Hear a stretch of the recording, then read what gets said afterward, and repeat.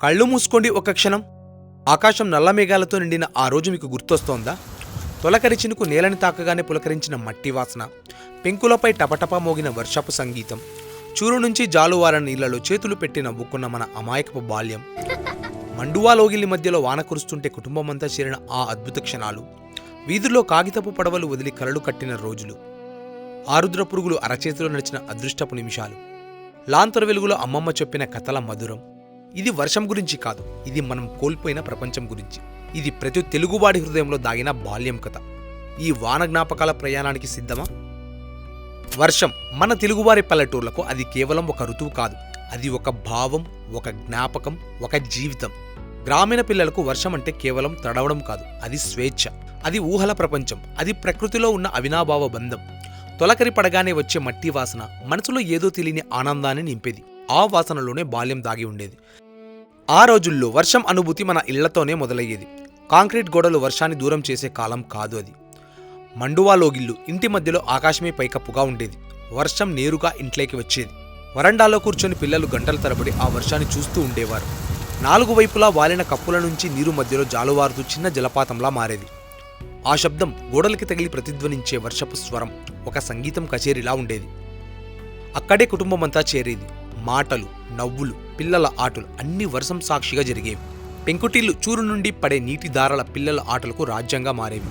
గడప దగ్గర నిలబడి చేతులు ఆ నీటిలో పెట్టి ఆడుకోవడం, చిన్న పాత్రలో నీళ్లు పట్టడం, ఆ ధ్వని వినడం, పెంకులపై పడే వర్షపు టపటప శబ్దం రాత్రులు జోలపాటలా మారేది.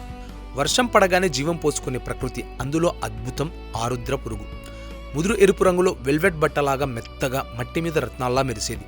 పిల్లలు వాటిని అగ్గిపెట్టెల్లో దాచుకునేవారు, అరచేతిలో పెట్టుకుని పాటలు పాడేవారు. అవి కదిలితే ఆనందంతో కేరింతలు, అవి అదృష్టానికి గుర్తులని నమ్మకం.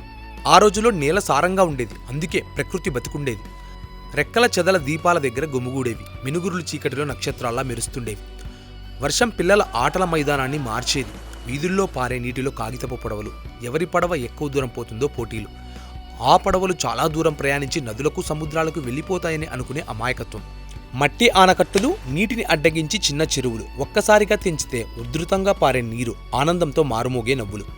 చెరువులు నిండేవి, వాగులు పొంగేవి, చేపలు పొలాల్లోకి వచ్చేవి. పిల్లలు చేతులతో పట్టుకునేవాళ్ళు, పెద్దలు చీరలు టోవాల్తో పట్టుకునేవాళ్ళు. బావుల్లో ఈత, వర్షంలో వెచ్చగా అనిపించే నీరు, ఎడతెరిపిలేని వానలో ఇంట్లో అష్టాచెమ్మ, వామన గుంటలు, దాగుడు మూతలు.